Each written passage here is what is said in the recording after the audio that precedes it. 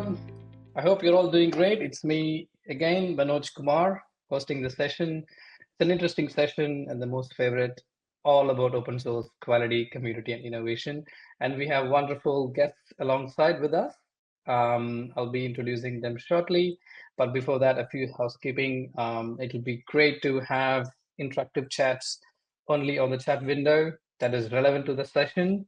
And if you have any questions, please do post them on the Q&A panel and we will take them at the end, or if there is anything relevant to the context that we're discussing, I'll be able to take them up right when it's happening. So all about open source, quality, community, and innovation, right? So I don't know how many of you use already open source projects. So if you're using open source projects for your testing or quality or automation needs, just type them. It'll be great to see which projects you use. While you all do that, let me go ahead and introduce our wonderful panelist. Whom do I go with? Okay, I'll start from the top screen, starting with Tali Barak, a software architect at YOOBIC, joining all the way from Israel. Great to have you, Tali. Hello, good to be here. Thank you. Next up, we have Lias Thomas, founder and CEO of Hoppscotch. Thank you, Manoj. Glad to be here. Hi, everyone. Nice to have you. And next up, I have Sri Harsha, engineering manager, open source at LambdaTest. Hello, everyone. Thank you for being here. I was expecting more emojis, Sri Harsha, homeboy. All right, okay, I can see some emojis coming up now. All right, next up, we have Becca Haverot from Developer Experience Lead at OpenSauced. Hey, thanks so much for having me. Happy to be here. I can see some medals up the back, even though it's a bit blurry, but I hope you're a runner too. Those are actually my conference badges. I wish they were medals. Oh, right, okay. Okay, that explains the blur. Okay, the blur is doing the job. All right, last but not the least, we have Jan Molak, creator of Serenity JS. Nice to have you, Jan. Hi, Manoj. Thank you. Thank you for having me. All right, so we're going to discuss quite a few things about open source. It's an exciting topic. First, maintaining quality in open source projects. So open source projects often rely heavily on community contributions, don't they? How do you maintain and ensure high quality standards and contributions? And what processes do you have in place to manage code reviews and testing? Let's go around the table since it's the first question, and I want to hear your thought about how do you ensure high quality standards for whatever project that you're maintaining or contributing.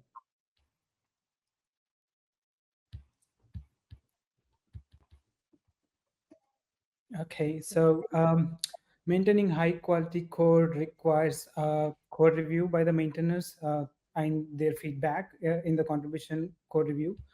And every contribution has to go with few automated test runs. So every contribution PR goes through few pipelines like coding standard linters and checking the documentation updates for the PRs faced. And every project should have some contribution guidelines that helps the new beginners or newcomers to raise the PR correctly. And to maintain quality, every project should also have proper issue templates and proper PR templates so that they can follow. So these are few things I can think of. Yeah, I think that captures a lot of what I was going to say as well, but it always starts with clear documentation in my mind. If you have things that are already set up for contributors, makes it easier for them to get started, to produce quality code, and it takes some of that burden off of the maintainers. Also, I would add in a feedback loop from the community itself, because most of the time we often think this might be the right thing to do, but at the same time we might get inputs and feedbacks from the community to restructure the process. So having an open mind and maintaining an open feedback loop with the community definitely helps. So yeah.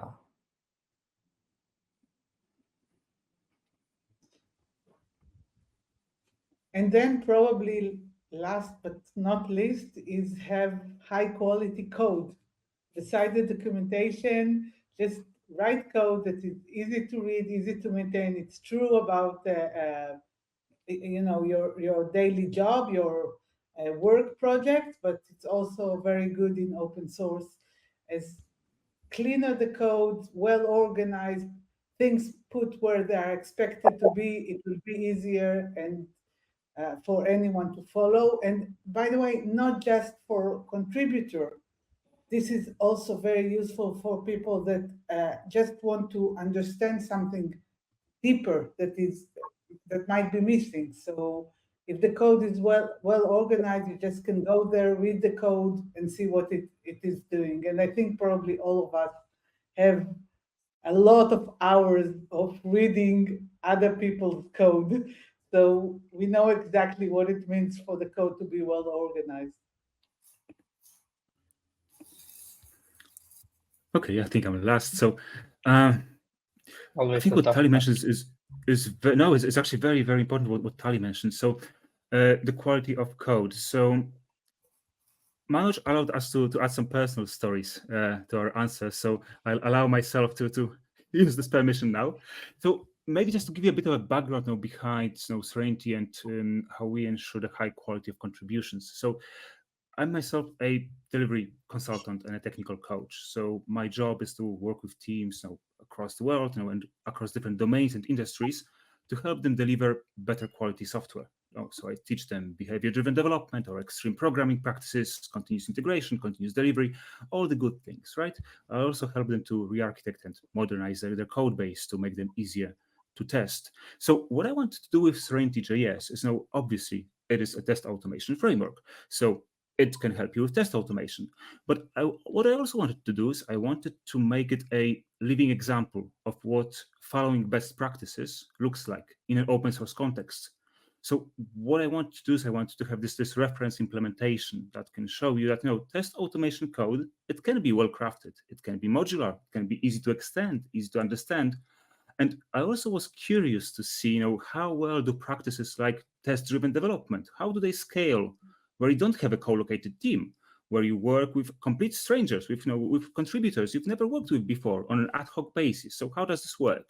So Serenity allowed me to experiment with this approach and practice it for the last 8 years or so. So the framework itself is rather unique because the framework itself has been test-driven. I'm not sure how many test automation frameworks you've seen in your career that have been test-driven from scratch. So we've got thousands and thousands of tests exercising the framework at all the different levels. You've got unit tests, integration tests, system level tests. And this allows us to exercise any community contributions, any security patches, any dependency updates on a continuous basis. So every commit goes through this very rigorous test automation process.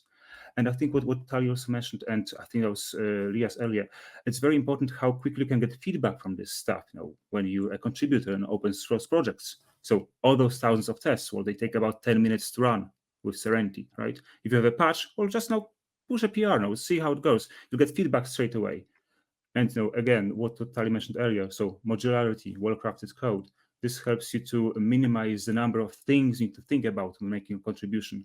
So what I found is all those different things contribute tremendously to to first making sure the contributions are of high quality, but also to make those contributions easy. And apologies for taking so much airtime. Thanks, yeah. Yeah, it did take a bit of a time, but a good story. I think it puts us in a good segue for the rest of the questions for the session. And yeah, it was a quite straight deep dive, isn't it? Maintaining quality in open source projects. Probably within the question that anyone would have expected, but it's a good warm up. We talk about open source. It's probably developing an open for public where people can see, people can judge by what you're doing and coding. And I've been the person who always thought about, okay, what if someone sees my code that I'm contributing and judge myself? A lot of those thoughts came to my mind. When you started first contributing, did you have such thoughts? If not, if yes, then how did you overcome it?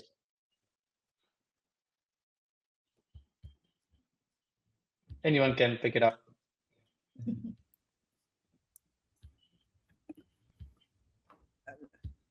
Anyone? Go ahead. Or seems like everyone was a confident coder, unlike me. Oh, goodness me, no. No, on the contrary, usually contribution are not necessarily of code. I mean, most people will start with the first thing is issues, which can be bugs, obviously, which can be feature request, documentation, and I think, and there's a lot of contribution that you can do around these areas. I have to say that I have contributed very little code to projects, but I think I've contributed, and specifically to Playwright, for example, a lot in issues, in documenting, sometimes documenting or even pointing out that this is missing, this is not clear. I know it doesn't sound like contribution, but from the other side, as a project maintainer, I can say this is a huge contribution. The fact that someone is pointing out to you, this is not clear, is a contribution. And so it's always good to start with not necessarily writing, the core of the project, changing the core of the project, but just smaller things, maybe additions and so on. Yeah, I think I just want to follow up on that. I think that's an excellent answer. And I think it requires us to reframe what we think of as a contribution, because we often think of it in terms of green squares on GitHub, and it's so much more than that. I think you need to come at it from a perspective of what does the project need and how can I support the maintainers? So it's not just about growing your resume and your experience, it's about being part of a community and understanding the needs. So sometimes the needs are, I really need someone to write a blog post about this feature that we just shipped. There's no one on the team that can do that. So even sharing and talking about that, it builds goodwill and relationships with the open source projects. Learn about the community, understand how to get involved and what the needs are first, and then that can kind of create that clearer path. And I would say that I often identify as an introvert as well. And so for me, like being familiar with the community and learning about who they are made it a little bit easier for me to step in and say like, oh, okay, I see this thing. I'm going to write an issue because I'm not the only one that's experiencing this problem. And that's usually a great first place to start. Hey, the README isn't clear or it's outdated. Here's an issue about that so I can fix this problem for the person behind me. Initially, I had such thoughts, but from my experience, the projects I have worked on has great maintainers and mentors. So whatever PR I raised, whatever contribution I made, they have mentored me, provided well feedback, and they welcomed me very much. So from that point, I never had the thought in my mind. It went well. Right. Also, I couldn't agree more on what Tally added earlier, because for Hoppscotch specifically, I would say for the first 100+ contributions to the project was not core contributions. Even though the first contributor later became the CTO of the company, I would say in terms of creating content, creating a YouTube Shorts video, or writing a blog about the platform, these are all counted as very fruitful quality contributions. So I guess we all discuss the same thing, I believe. Yeah. That's a great point. I think thanks everyone for sharing. Unless if you want to add any more point, yeah. Yeah, I think one thing we haven't talked about yet is mentoring, right? So I remember what was, goodness me, 2013, I think. So I had this idea to extend Jenkins to build a build monitor plugin to address a couple of issues we had on the teams that I was working on. And I remember I showed the initial prototype to a colleague I used to work on, work with on that project, Marco Vermeulen. To those of you who know him, he created the Groovy version manager that then became the SDK man. And he said to me, well, you know what, you should open source it. It's like, what do you mean? what an alien concept. I mean, what do you mean open source? Let's just put it on GitHub, man. Like how? What, for everybody to see? Yeah, I think it'll be useful. No, it seems hard. No, it's easy. Okay. So we sat together and just showed me, this is GitHub. This is how you make things open source. No, that's how, put them together. That's how you announce it. And it seemed easy, and it's quite interesting because it turned me into an open source contributor over a period of an hour. So something I haven't even I haven't even considered before. But this opportunity to have someone like just mentor you through the process, show you the ropes, was extremely helpful.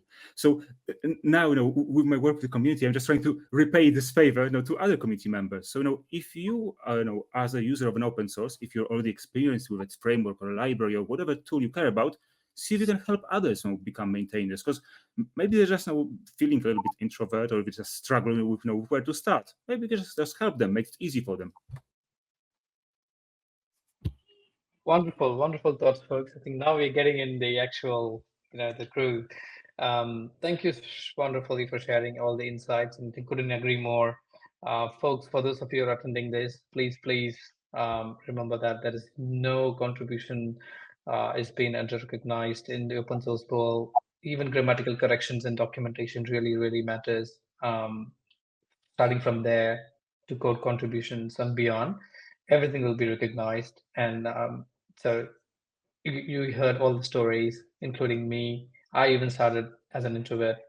My first contribution to the Serenity project was documentation. And I've said this in multiple forums. So did Lias for Hoppscotch. So did Tally OpenBreak about, code is not the only contribution, right? So there's much more beyond. The project needs multiple diverse personas to be within the project to make it successful. And Becca wonderfully added a few points about her experience and wonderful points about mentoring from Sriharsha and Jan. These are all very important. So if you're thinking about contributing to open source, I hope these points will really help you out. Now, thanks everyone for sharing these thoughts. Now, hope they all got comfortable enough. Okay, this is how these people got into open source journey. Now, we made ourselves vulnerable to sharing our stories. Now, for anyone who wants to start new, right? So what would be your advice? Where should they start looking at? Should they directly, check out the code, build it, run it, write a PR? Of course, no. But if there is a step, like from your own learnings, if you were to go back and start your open source journey, how would you start?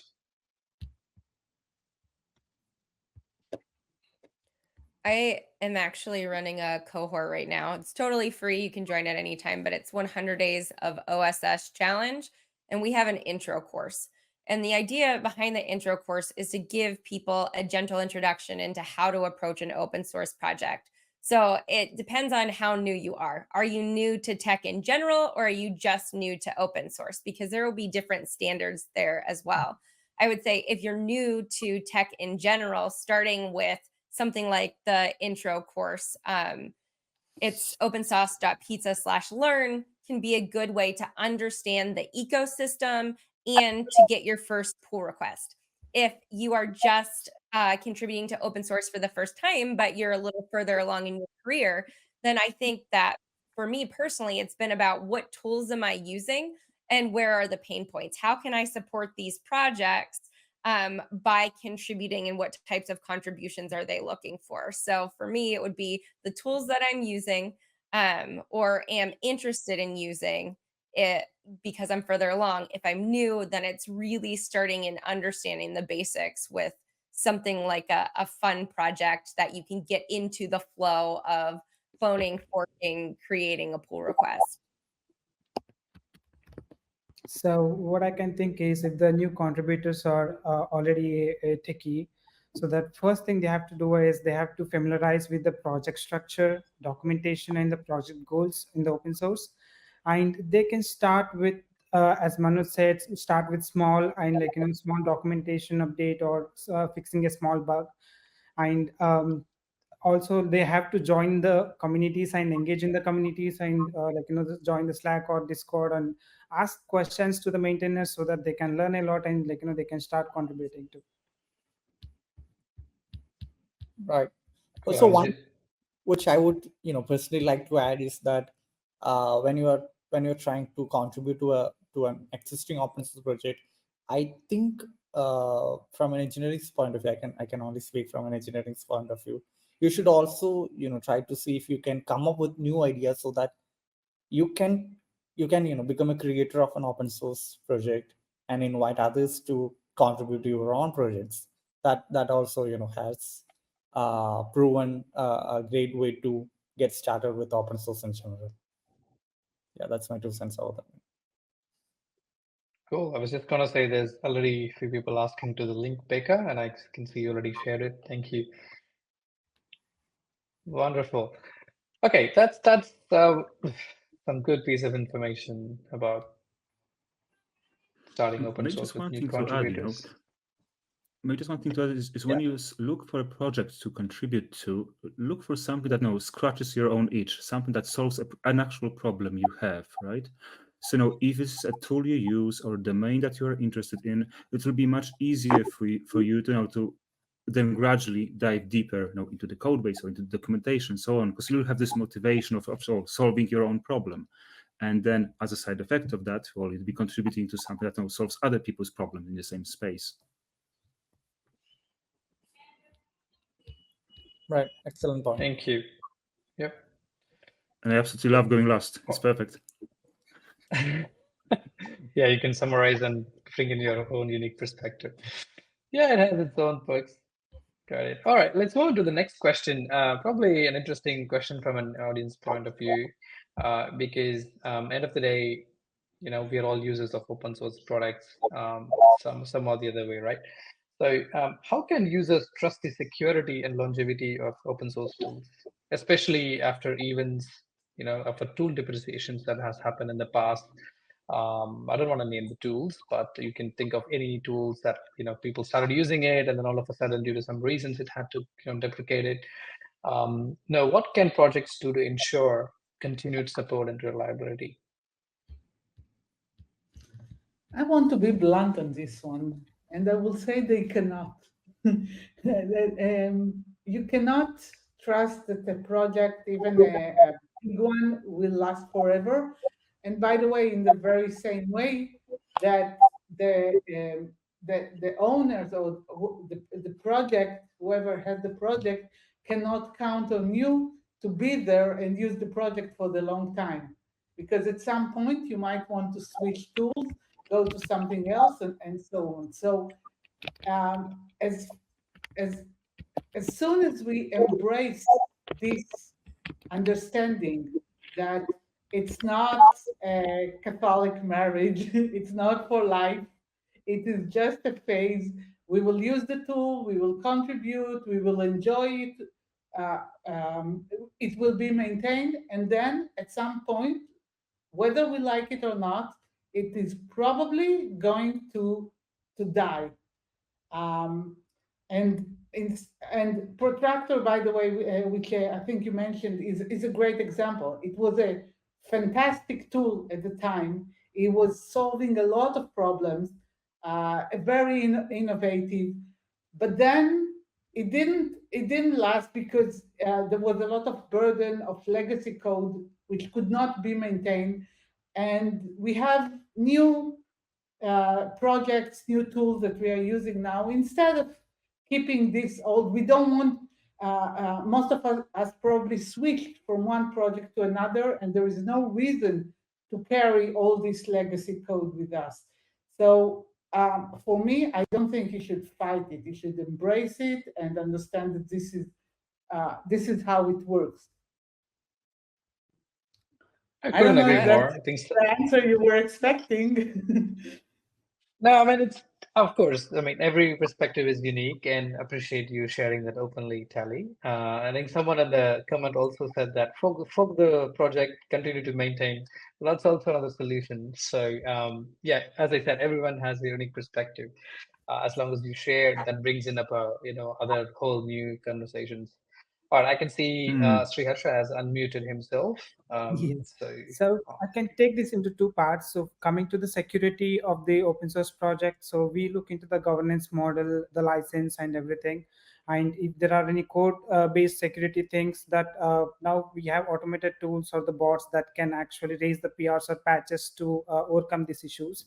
But coming to the deprecation point of view, what I can say is every project should have a migration guide if they are going to deprecate their project, so that in the migration guide they can suggest alternative tools for the project. So having the migration guide can help the users actually to easily migrate to other tools when the deprecation is done.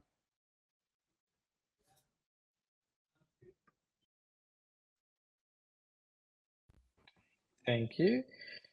I saw Lias was trying to. Yeah. So, well, Charlie made some, really hard truths about open source, but I also believe that's that's the best part about open source, because if a project are in its end of life period, there is always possibilities for anyone from the community to make a fork and build on top of it, and it's almost uh, very typical for certain projects started by someone else from one corner of the globe and being maintained by some other community from different continent, from different country, and kept on building on top of it, started by someone whom they have never met. So I also think that also embraces the entire idea of open source and the permissive licenses, and also yeah, it has its own upsides and downsides, but on a practical sense, Tally made it really clear.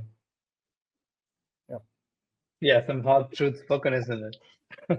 I mean, I really like the way that you mentioned, Lias. I mean, some part of the world you start about it, and I also really like the way that GitHub used to feature in their homepage, like a revolving globe. When someone raises a pull request, it has an animated view that goes in, that sort of gives you the feel that how the world is connected through open source. I think that's one part that I feel so satisfying, seeing how the world is getting together in solving problems through open source. Yeah, go ahead, Jan. I was about to ask if I can go last again. I'm really enjoying this conference. So you know what? I think what Tali said is very, very important, right? Open source tools, they come with no guarantees. You cannot expect the tool to be maintained forever. That's the truth. Now, the question is, well, how do you deal with it? Now, what do you do, right? There are many different ways to approach it, right? So, for example, whenever a new tool comes along, you could completely rewrite your code base. Now, if we wanted to do this with front-end code and wanted to rewrite our front-ends whenever a new UI framework comes along, well, we'd be just rewriting all the time. So obviously, that's not a good approach. A better approach would be to architect your solutions so that you introduce abstractions around those tools that you want to swap out or replace with other tools, or where you want to give yourself options for the future. Now, goodness me, I'll be praising Tali all the time here on this call. Anyway, Serenity actually started as a framework supporting Protractor, right? So the Protractor integration tool was the first thing we supported. Why is that? Well, because the teams I used to work with at the time, they used Angular, and Protractor was used very widely across those teams. But then other tools came along. WebDriver IO has matured a lot, so Serenity.js started to support WebDriver IO. But then we had other tools. We had Cypress, we had Puppeteer, we had Playwright. So whoa, the proliferation of tools, right? Then Protractor stopped being supported. So the question arises within our community. Well, Jan, okay, we just want to write UI tests. We don't care what tool is popular right now. What do we do? So we had a good think, right? And I always advise people will introduce abstractions. Well, can we introduce abstractions inside the test automation framework itself? So that's how the Serenity.js web module came along. So now we have an abstraction on top of any UI tool. There's an abstraction for Protractor. Yeah, it's still live and kicking.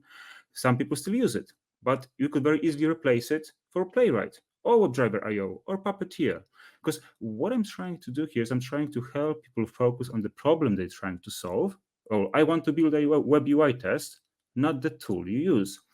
And you can do the same thing with any other framework you use, right? So it's your responsibility as an engineer to make sure you've got the right abstractions in place that will allow you to have those options in the future should you need to replace any of those tools. Now, the better you design those abstractions, well, the more options you have. Thank you, Jan. it's in a similar context. For a quick change, I'm gonna pick a question that one of the audiences has asked. Here it is. In open source, major drawback is lack of formal support and spread documentation. This leads to a lot of confusion, and hidden trial takes a lot of time.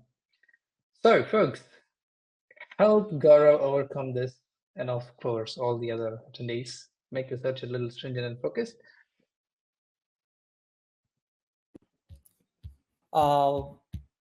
I can speak from a maintenance kind of point of view, because when we started Hoppscotch and have been continuing to contributing to Hoppscotch for the past 3+ years, we get all different kinds of questions, like starting from how do I open the app, to how do I make a contribution, to how do I run a test, or make an API request. We get all sort of different questions and concerns from the users.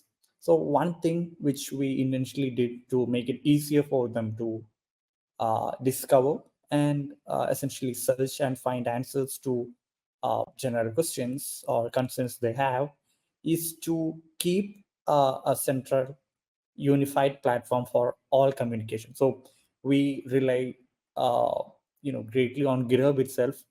We use GitHub issues, PRs, discussion threads, projects, and almost all features of GitHub, so that it would be easier for the users to search for certain queries and find the answer directly from GitHub itself. I have been seeing and observing a pattern where Discord or a platform like Slack or a different communication channel becoming that central unified service to discuss and resolve any questions or doubts users might. And I would say, as a advice for those who are having struggles, or if you are a creator or a maintainer of a project, it would be great for your users to unify all the QAs to one platform, rather than spinning up multiple different channels like Discord, Slack, and Telegram. So rather, just keep one platform. GitHub, it would be great, or any sort of one platform for all your QA would be great for users to discover QAs. So yeah, that's one thing which we do intentionally at Hoppscotch. Thanks, Lias. I think that sort of covered the most of the aspects. So I'm gonna quickly jump and move to the next question on engaging, growing the community. Well, building and maintaining an active community is crucial for open source, and that's what we have been discussing. Now, what strategies have you found most effective in engaging and retaining contributors? I mean, there is one part about scratch your own itch, but after the itch is gone, probably the contributor is gone too. Now, and also, do you have any particular strategies to retain the contributors? And also, of course, there is a part about burnout as well, and also helping them maintain that long-term interest. What are your thoughts about it? Do you want to start, Baker? Sure. I think part of it is recognition of contributors and even, maintainers. It's one of the things that we don't see enough of. When people are recognized for their efforts, they're way more likely to be involved and motivated. And the second part of that is giving them a sense of ownership over the product. I'm not saying like, here's a percentage. I'm saying they're involved in the conversations. If there's a request for comment, they're there and they're able to provide answers or suggestions or feedback for that. So I think that a big step in retaining your community members is allowing them to invest in having a contributor ladder as well. So that might be like, hey, you're going to start here, but how can you build? How can you grow as part of this community? And part of that contributor ladder might be becoming a maintainer of the project. It doesn't have to be that, but you can see if somebody is involved in their growth in the project, then there's somewhere for them to grow, and it still becomes this journey and this exciting thing. Even if you're not shipping new and exciting features, there's still a path for them to go forward. Thanks, Baker. It's wonderful insights. Anyone would like to add to Baker's point?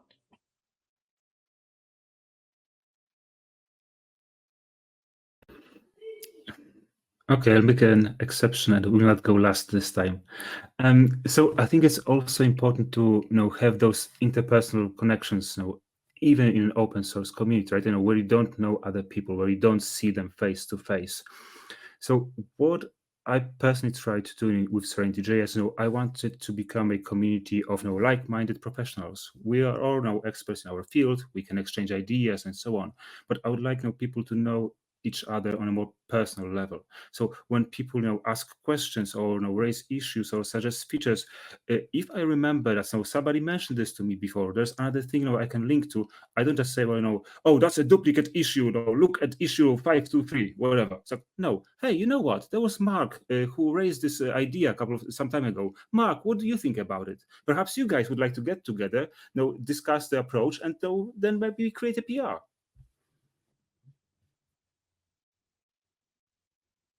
Sounds fair, John. All right.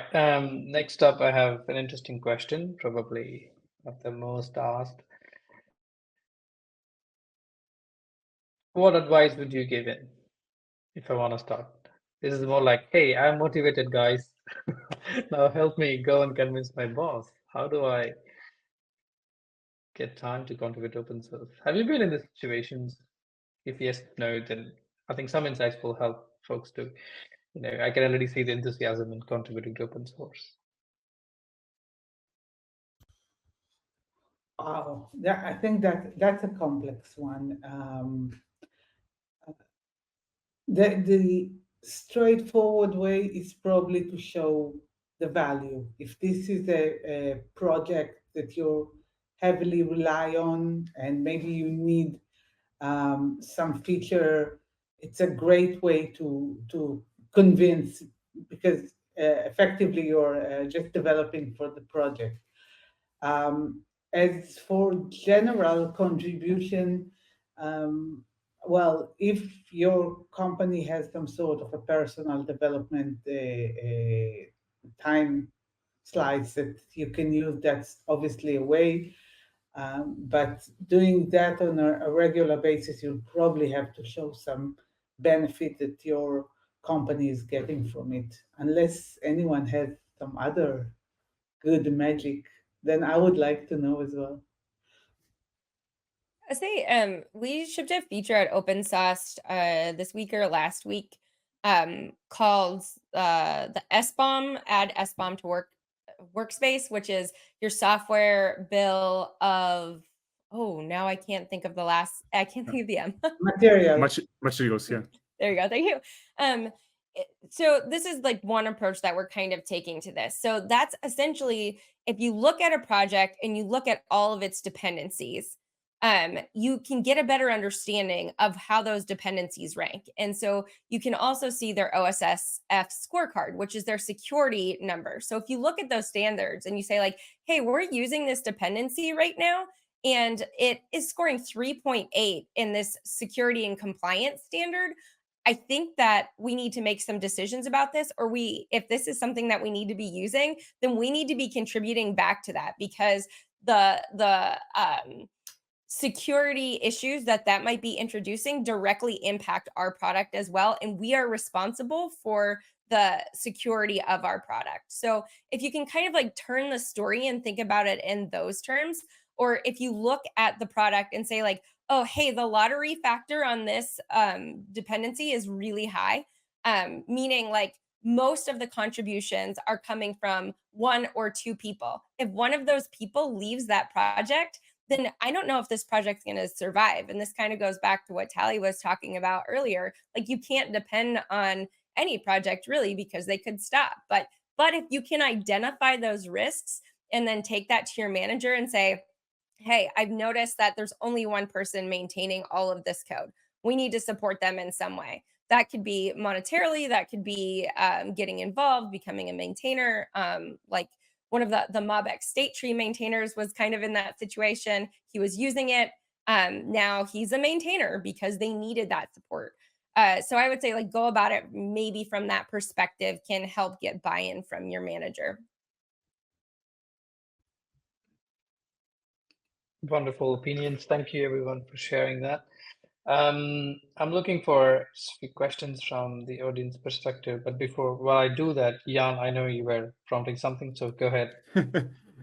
I think what Becca said, they're all perfect points, right? So whenever you want to convince anybody, really, you need to think about the value proposition. What value do you offer to your manager for you to contribute to a project, or for you to become engaged with the project, right? So security, maintainability, ease of support, and all those things are all very important. Another angle you could now think about is many companies have learning and development time. Perhaps you could convince your manager that using your learning and development time to work on open source would contribute to your career growth, right? So again, you're kind of addressing your own learning goal and helping the open source community. So you could combine all those things and just present this as something that's valuable to both your company and yourself.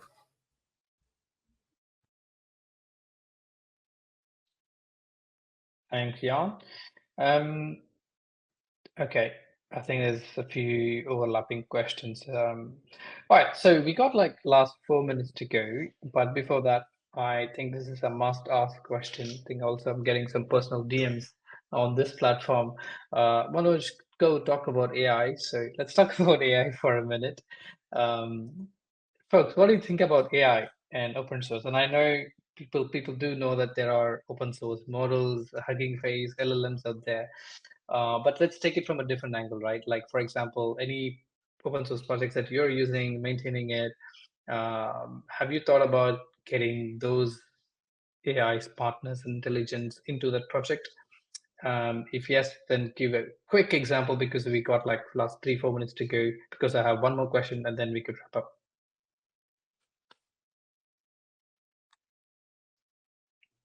I would say AI has enabled so many different things, and I do love the approach that Meta has taken to open sourcing so many things, because it allows for more people to use it, more feedback, more growth. And I think that benefits the whole environment. So at OpenSauced, we're using AI to power our star search. So essentially, you create a data set of a bunch of different repositories, and then you can ask questions about those repositories. And that allows you to understand the project a lot more. Who is involved in doing what things? How have they implemented certain pieces of code? And so for us to be able to better understand projects gives us a lot more information about how to interact and how to grow those projects.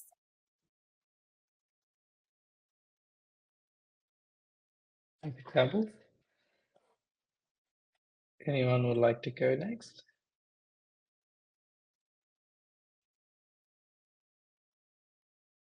Go ahead, Tally. Did you try? No. Okay, cool. All right. I think I have something to say about AI. Well, you should all use at least GitHub Copilot and write better code. That's a good start.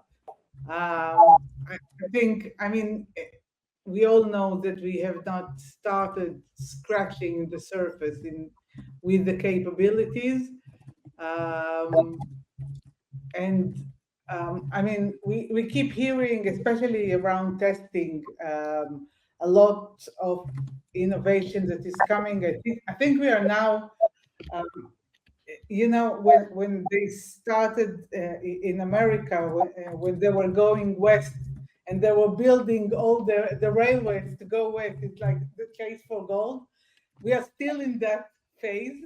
Everyone is trying to run, and we still need to wait it to stabilize and for the dust to sink and to see what really comes out of it.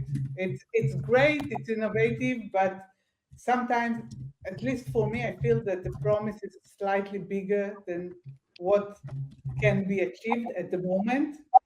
So it will be great to see what are the things that really emerge from it that are long lasting. Copilot is definitely one of them. That's already there. Thanks, Sally. Definitely think Copilot to start with. I'm sure the GitHub team is happy about the free marketing year. But yeah, I think there are definitely a lot of open source models out there. I think my favorite would be the old Llama models. Like, that's easy to start with. If you have all you need is just a command prompt and a decent laptop to run your large language models in your laptop and get started with that. All right, I think we are right on time, but before we leave, I wanted to ask you folks to give your piece of wisdom for all the upcoming embedding. You don't know how many videos might be coming up after the session, but let's just hope that with that hope. Thank you everyone for joining our session today, and with everyone sharing this piece of wisdom, we will take a lead from there. Let's start with Tali. Okay. All right, fair, fair.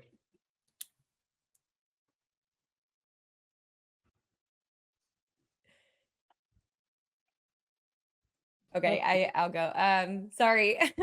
I think that 90% of products run on open source at some point. So they're using open source packages and models.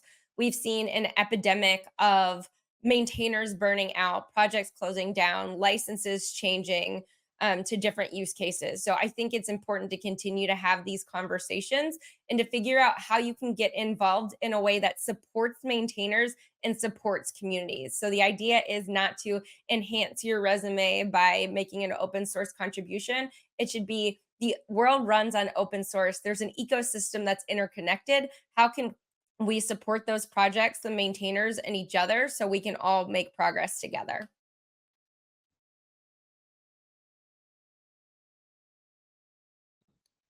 So my advice is, if anyone wants to be a good open source contributor, he or she has to be more consistent in contributing to the open source projects, and they have to engage in the communities like conferences kind of thing, and they can learn a lot and be a good open source contributors. My advice would be, very similar to along the lines of what Srinivas said. Contributing to open source takes a certain amount of time, so being consistent is the key.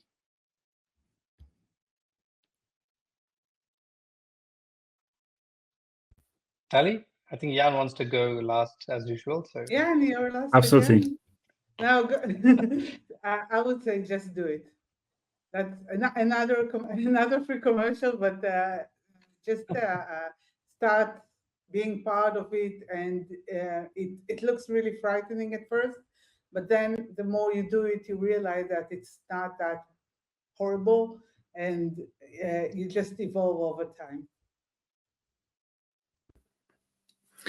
go ahead, Jan. Thank you. I appreciate it. So I think my take on this will be, perhaps slightly different. When we're talking about open source, we think a lot about code and issues and bugs and features and so on.